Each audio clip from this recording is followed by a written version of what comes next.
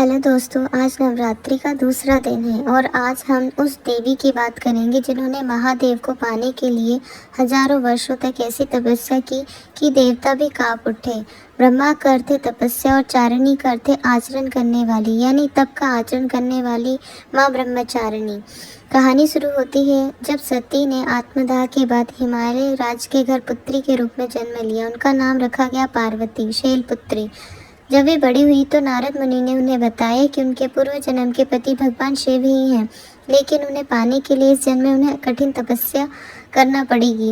नारद जी की बात सुनकर पार्वती जी के मन में एक ही संकल्प जागा, महादेव को ही पति रूप में प्राप्त करना है। यहीं से शुरू होता है माँ का ब्रह्मचारी स्वरूप। वे राजमहल छोड़कर जंगलों में चली गई। उनकी तपस्या को 3 चरणों में समझा जा सकता है। प्रथम चरण में हजारों वर्षों तक उन्होंने सिर्फ फूल और फल खाकर जीवन बिताया और 100 वर्षों तक केवल सब्जियां खाकर तपस्या की। और तीसरा है कठिन उपवास रखे और खुले आसमान के नीचे वर्षा और धूप को सहा। कई हजार वर्षों तक उन्होंने केवल जमीन पर टूट कर गिरे हुए बेलपत्र खाए।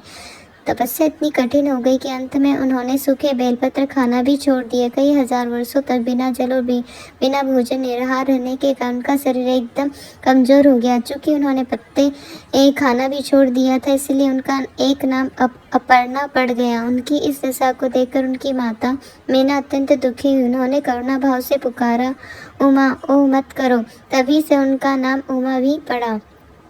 वह ब्रह्मचारी की इस तपस्या से तीनों लोकों में हाहाकार मच गया। देवता, ऋषि, मुनि सभी तंग रह गए।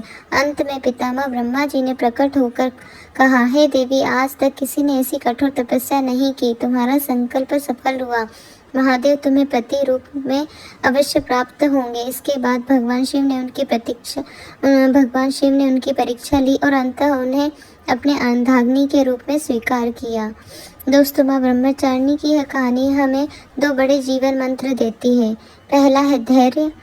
चाहे परिस्थिति कितनी भी कठिन हो, हमें अपना कर्तव्य नहीं छोड़ना चाहिए। और दूसरा है एकाग्रता। यदि हमारा लक्ष्य स्पष्ट है तो पूरी कायनात हमें उसे पाने में मदद करती है।